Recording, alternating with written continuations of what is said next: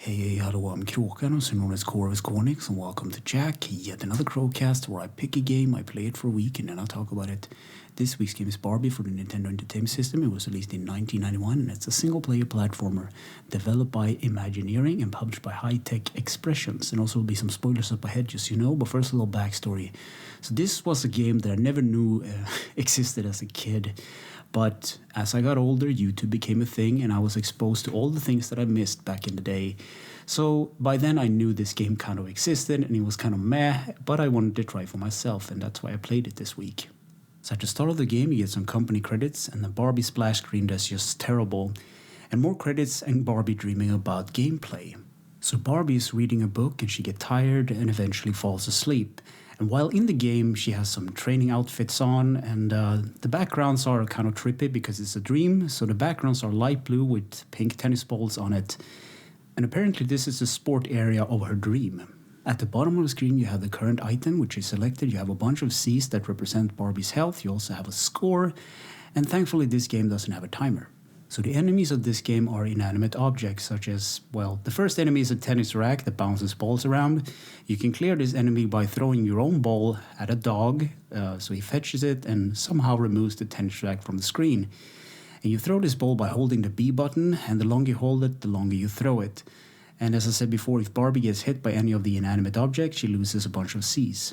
And if Barbie loses all her C's, she will eventually wake up, prompting you to go back to sleep or, well, waking up.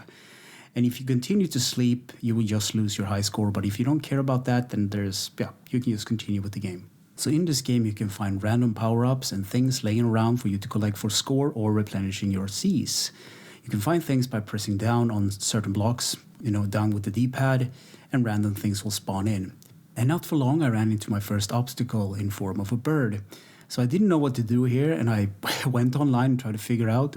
And it's kind of stupid in retrospective, actually, but you're supposed to throw a ball at the bird, and it acts as a platform so you can jump over a couple of boxes.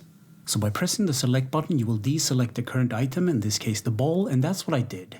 So the whole reason for me not figuring out this stupid bird puzzle was because I accidentally pressed the select button. The next level of the game is called Toys, so this level has a light blue background with pink bears on it. And you avoid enemies such as green kites and green beach balls. They're just rolling around. And at the end of the level, there's sort of a boss battle, if you can call it that. You throw balls at a cat, so the cat interacts while you avoid other balls coming at you. The next level is called Boutique, and it has a green wallpaper with roses on it. The enemies here are flying walking shoes and other clothing items. And the boss here is just a bunch of clothes flying, hovering in the air. Throw balls at it to dispose of it. And after that, you get a score summary. Next up is the Galleria, and it has a pink background, and Barbie has a changed set of clothes here. She's actually wearing a blue and yellow dress, and enemies here are squirting fountains. And it's just stupid to say that, but that's actually what the enemies are. So at this point, I gave up on the game completely. I know later in the game there's like a segment where Barbie turns into a mermaid and swims underwater, but I can't imagine a kid actually beating this game, having the patience to even play it for a long bit of time. I might be wrong about that, but yeah, let's just go into the summary. So, gameplay. Go through the dream levels, collect the items, and reunite Dance with Ken in the end. Control, the D-pad is movement, the A button jumps, the B button throws the ball, the select button cycles through the items, the start button pauses, and pressing down on certain blocks will reveal hidden goodies. Graphics. The graphics are at least bright and vibrant, and they stay in line with the Barbie aesthetics, such as color schemes and overall theming, just like the toys. Sound and music. Mark Van Heck made a soundtrack for this game, and I especially like the copyright and ending theme, and yeah, that's actually what it's called. Also, a funny thing, every time Barbie jumps, there's this boing sound effect, and yeah, that's about it. Easter egg secrets and glitches. Normally when you press the B button, you will throw a ball, but if you spam the B button, you will throw a ball, and it will be replaced before it hits the ground. In conclusion, I wrote no. I feel a bit bad for the girls that played this back in the day. The controls are delayed, the platforming is just terrible, and I can't recommend it.